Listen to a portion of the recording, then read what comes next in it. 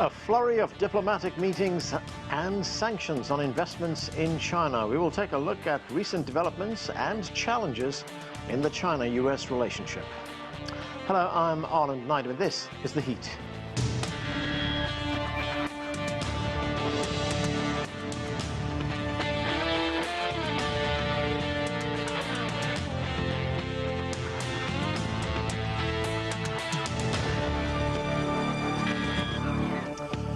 At their meeting last year, Chinese President Xi Jinping and US President Joe Biden agreed to improve relations between Beijing and Washington. That was followed with a string of high-level visits by American officials to China. The Financial Times reported the meetings helped establish new lines of communication. Then the United States slapped restrictions on investments in China. The Chinese Foreign Ministry called the move economic coercion. That, quote, violates principles of market economy and fair competition. CGTN's Nathan King has more on what is a hot and cold relationship. High-level handshakes. Diplomacy is back in the US-China relationship. Talk of a Cold War has led to talk of a thaw. The US even publicly thanked China last week for attending a high-level summit on Ukraine. We did believe it was productive that China attended. I'm not going to speak to the details of the meeting because it was a private meeting, but we thought it was productive that they came. But despite the diplomacy, the reality is impossible to ignore. The US last week tightened sanctions on investment in China, targeting industries that will shape the future. The Biden administration has also maintained Trump-era trade sanctions and increased collaboration and cooperation with allies from Europe to East Asia, while the rhetoric of decoupling has been replaced by the words of de-risking. The concern for Beijing is that the real US agenda, from semiconductors to supply chains, is the continued containment of China. And strategically, China is wary of the four-nation quad grouping of the US, Japan, India and Australia, as well as the AUKUS deal with the United Kingdom and Australia, which will transfer nuclear submarine technology to Canberra. Taiwan is also a red line. 4 times, US President Biden has said that Washington would come to Taipei's aid if it was attacked. China rejects increased international involvement with its island territory. There's only one China in the world, and Taiwan is an inalienable part of China's territory. China firmly opposes all forms of official interaction between the Taiwan authorities and countries having diplomatic ties with China. Hopes are that both presidents and the two countries can get their relations back on track like they did in Bali last November. The chances are that they may meet at the Apec event in California later this year. That would help add to the thaw, but the reality of US-China relations remains. Nathan King, CGTN, Washington. Okay, to discuss the China-US relationship, let's bring in our guests. Zoon Ahmed is a research fellow at the Center for China and Globalization. She joins us from Shanghai. From Beijing, Einar Tangen is a senior fellow at the Taihe Institute and chairman of Asia Narratives. Here in Washington, D.C., James Moore is founder and CEO of the Washington Institute for Business, Government and Society. And Anthony Moretti is an associate professor at Robert Morris University. He joins us from Pittsburgh. Thank you, everyone, for being with us.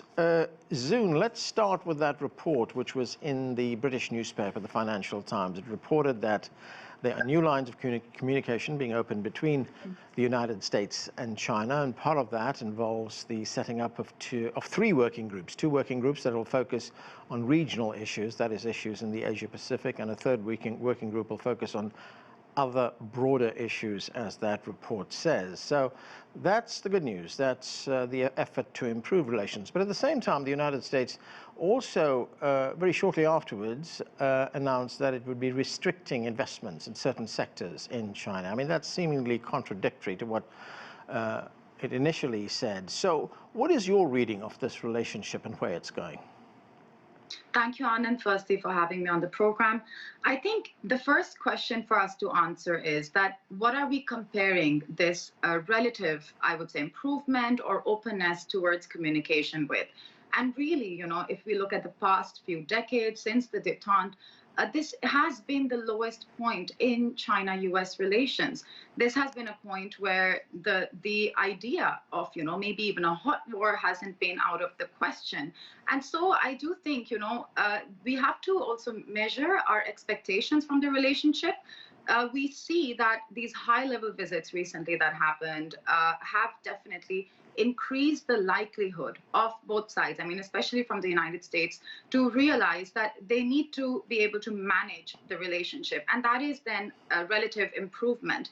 The fact that high-level leadership is engaging one another, and as the Financial Times report also mentions, we do see that the willingness, especially from the side of Washington, D.C., is there to make sure that this relationship doesn't deteriorate too far. And I think, obviously we have to manage our expectations. We're only seeing very nuanced relative improvement. But the more important question right now is for us to understand what is the context in which this competition is taking place. And that context is an increasingly multipolarizing world. It is a world that is watching how the US and how China are acting. What is their role when it comes to global challenges we face? We are not in that world that was in the previous Cold War, and that's why that would not be a good comparison.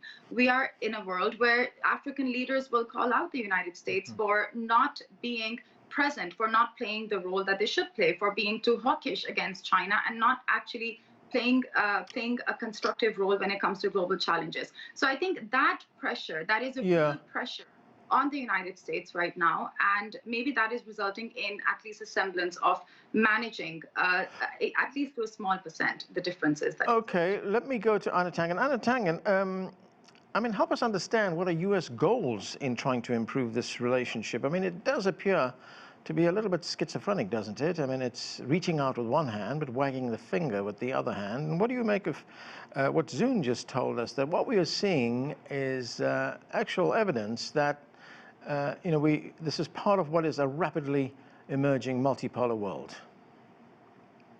Well, from the U.S. perspective, they're trying to normalize what they believe are the bottom lines. This is what they're often talking about, creating these guardrails. So for the United States, it's normal to contain China economically because it's a threat to U.S. economic hegemony. Also, they want to use areas like Taiwan, Tibet, Xinjiang, Hong Kong as a way of kind of distracting China. So, the best way I can say is that on one part of the administration, they realize economically that the relationship is going to go on. It might lessen, but it will never kind of disappear. The U.S. dollar is still going to be a very important, a currency for trade. And from the Chinese side, China is going to continue to supply a lot of goods that the U.S. cannot deal without. And those are, things like everything from chemicals to cloth and things like this. But, there's this schizophrenia that you were referring to with Biden. He seems to trip over his own tongue on occasion. He's several speeches, he's talked about bad folks and ticking time bombs and dictators and all of these types of things. And, and he finds it very hard to walk back. And basically this reflects domestic politics. He's in a game where both Republicans and Democrats are trying to show that they're tougher on China, that China is the reason that there's polarization in the U.S., that jobs have gone away, et cetera. And, it's fairly transparent, but, it's the reality. The question is, how does China handle this kind of schizophrenia that's going on? They want to have a meeting with the defense minister, but they also say, oh, but he's on a sanctions list. I mean, there's only so many times you can slap somebody before they really don't want to shake your hand anymore. James Moore, what is your view on this? I mean, is it about containment? Because the United States says it's not about containment. This is about competition. It says it's restricting these investments in China on national security grounds.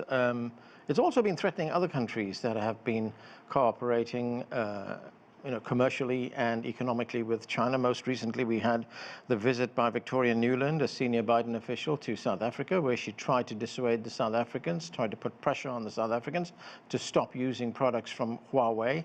She did not succeed, but what is driving U.S. policy?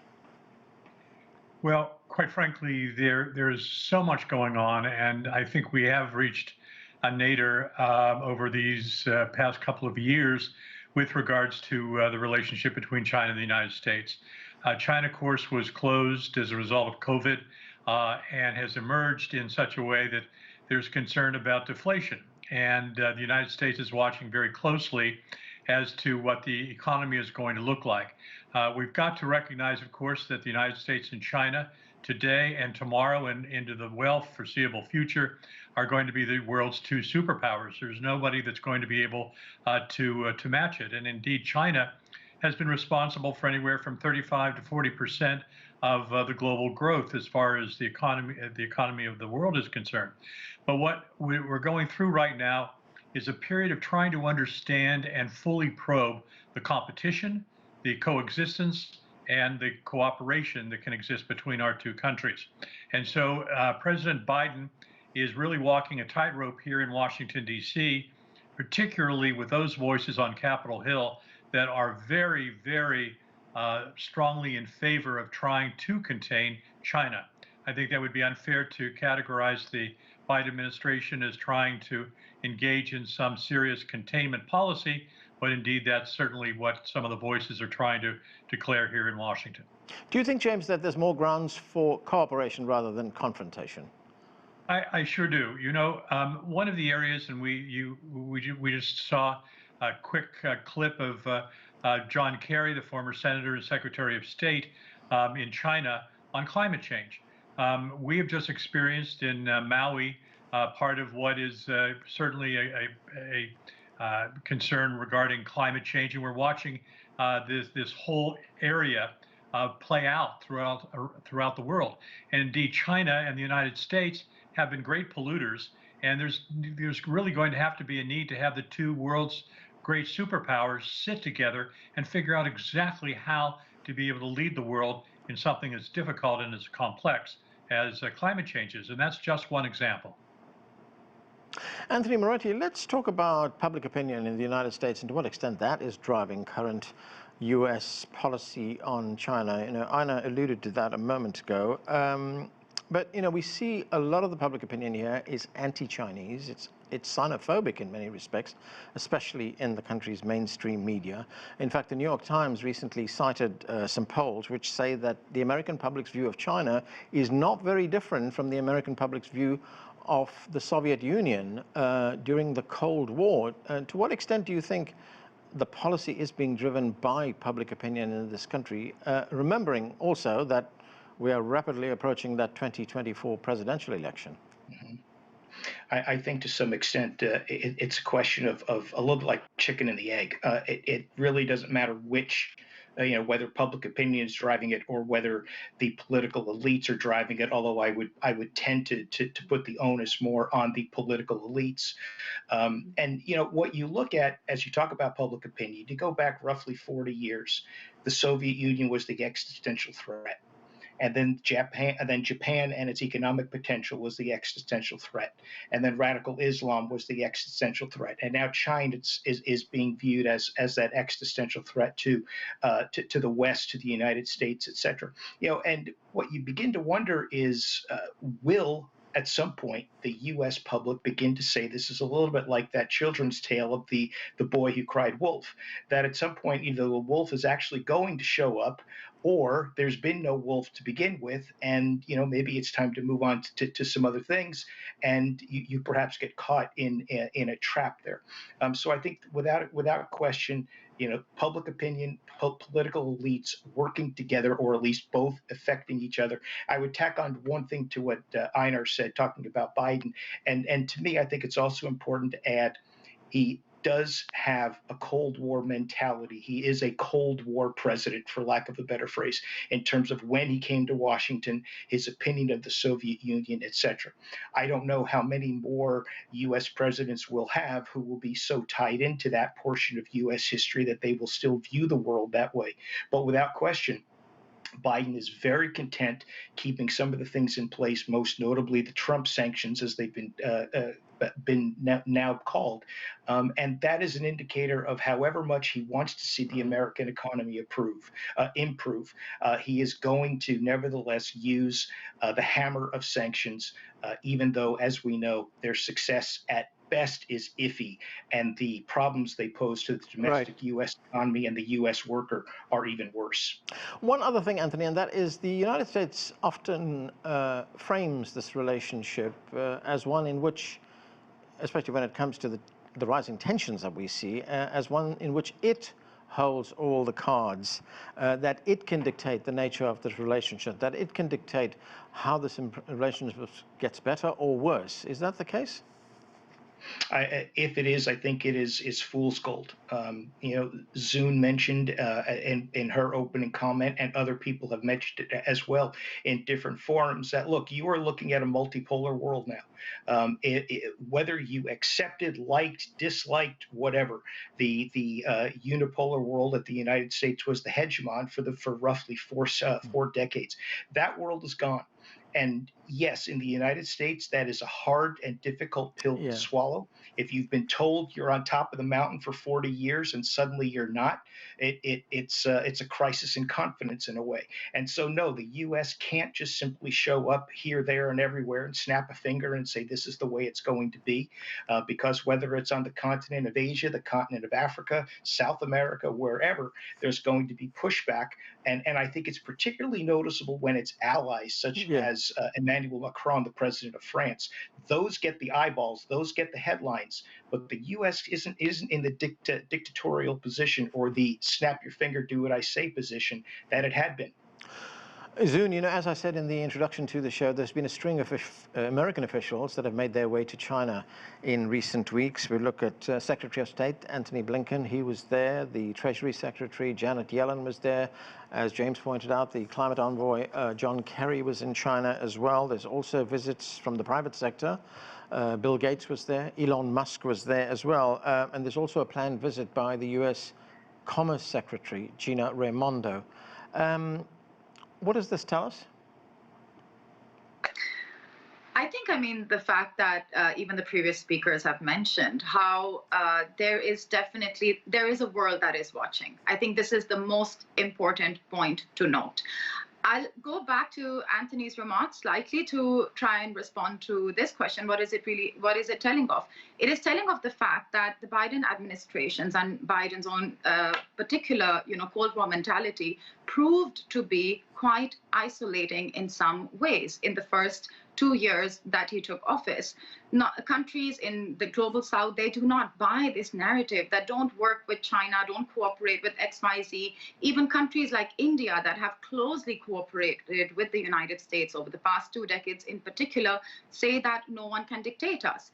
And in this entire context, I think it is a question of the world watching and observing that what is the attitude of the countries that are meant to play a relatively leadershipist role or a responsible role. How are they acting towards each other? On the one hand, you have China that is constantly talking about global governance. You do see, obviously, the Belt and Road Initiative can see improvements, but you see that initiative expanding. You see China talking about global governance, global south, creating platforms and initiatives where these countries that are no more the silent majority, they are a quite vocal majority in today's context, speaking up. So I think if we look at in the broader context, there are areas of cooperation that the United States at least has to make it apparent, has to exhibit that they are working, that they are having conversations that matter. And obviously, another important factor that I may quickly add is that this is not the Soviet Union. China is an economic power. China's economy matters.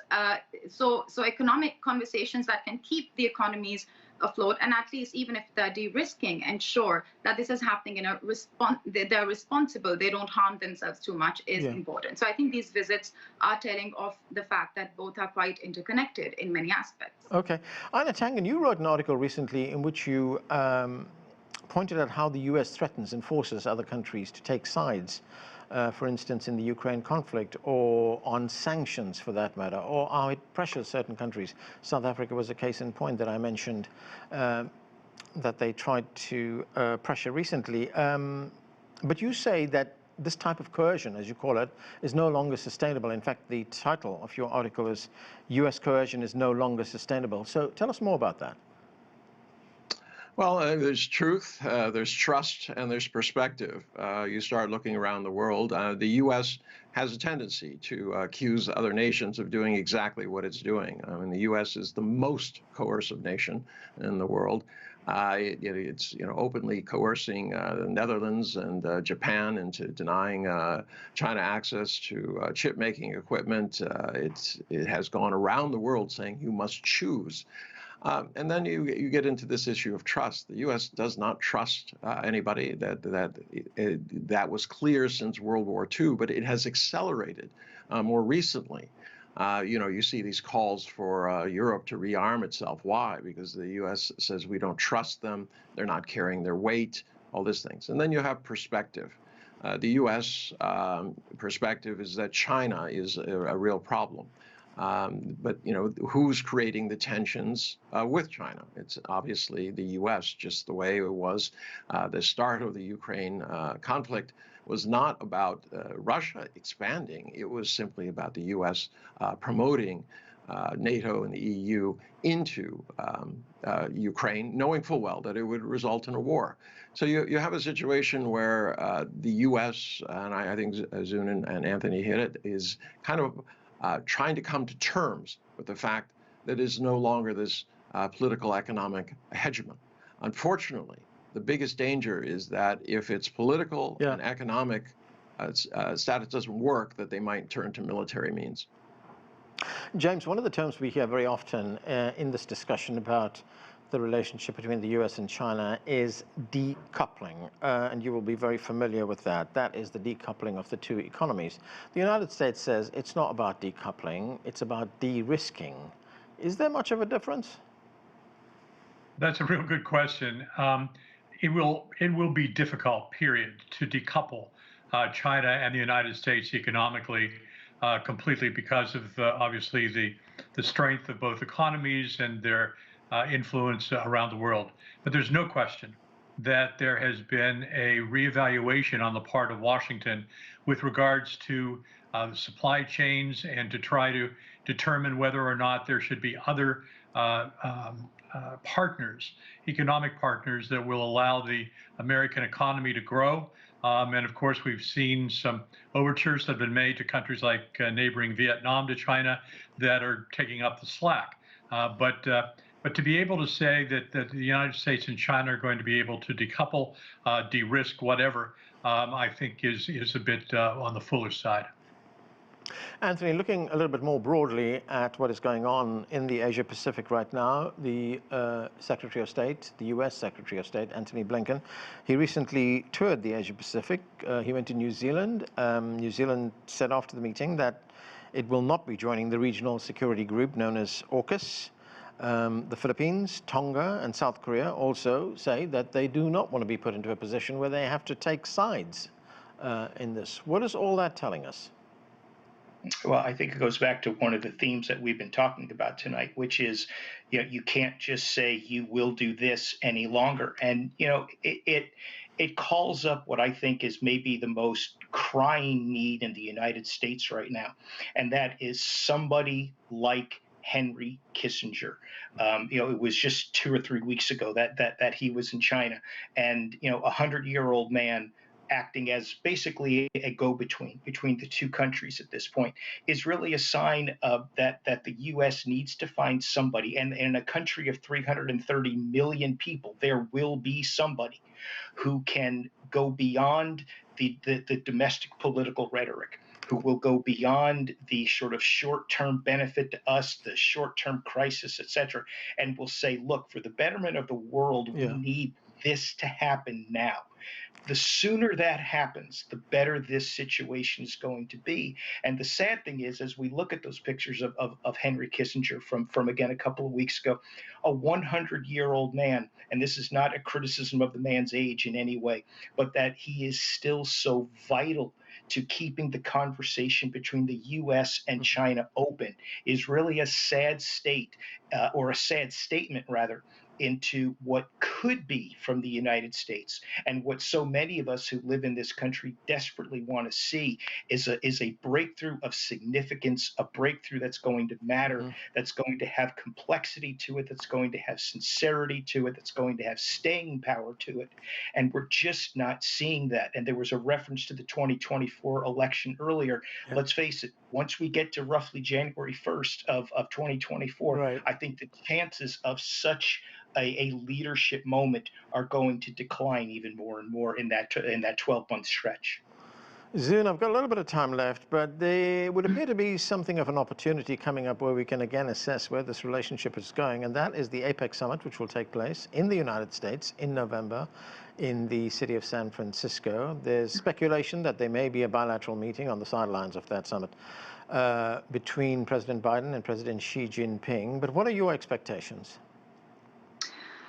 I mean, this is again an example of opportunities for high-level leadership on both sides engaging, at least interacting. And that so far has produced relatively positive results.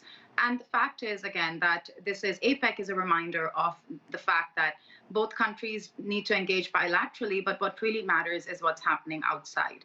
And what will matter is what the other 19 members of APEC also think about cooperation between China and the US. You will not see many countries in the world stating that they would like this conflict to escalate. If anything, even close allies of the United States realize that the best way forward is relative cooperation, and they would like to be able to work with both China and the US.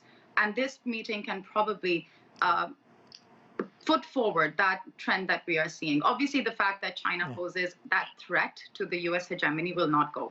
But in the medium and long term, it's inevitable that China will overtake the United States, and that's something that they're working on managing. Einar, Tangen, very quickly, there is one view in the United States that it's not the US fault that relations are so bad. It's China's fault. In fact, there were two articles in the Washington Post not so long ago. They used the same expression. It takes two to tango. The Washington Post's view is that the United States is trying to mend this relationship, but China isn't. China is not on board. What do you make of that?